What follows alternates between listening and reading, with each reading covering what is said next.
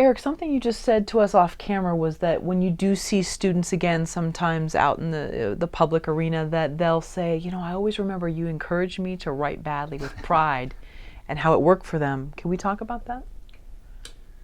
Yeah, sure. Every time I walk into the class, the first evening, all our classes are evening classes, and in the new class, the first year people there for the first semester, and I walk in, and they're chattering away and trying to get to know each other and so forth, but they haven't, you know, really had anything to do with me yet. And I walk in.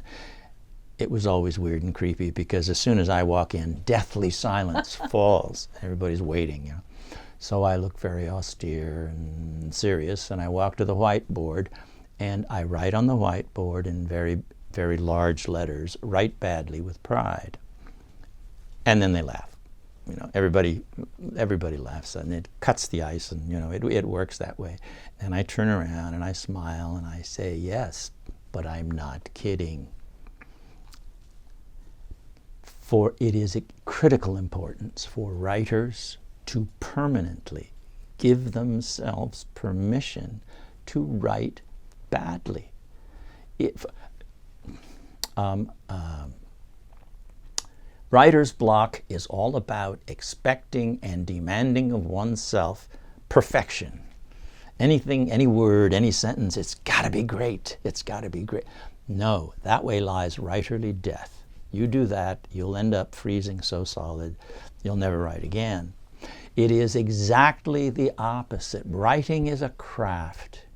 It's a craft, and how do you participate in a craft? It's a craft that's exercised with words, and it is like in I don't know, statuary or something. You start out with a big gooey pile of wet clay, and you start to mush it. You get your hands dirty, you know. You get down in the mud and you mush it and squish it, and then you start making choices about, as you shape it, the pieces you're not going to need, and so forth, and you go from there.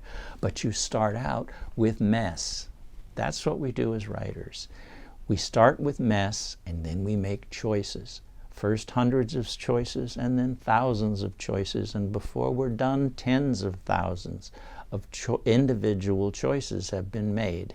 But you cannot make choices, and you cannot see what or choose what direction you want your story to go in, or how you want it to develop, unless you have a pile of words on the page.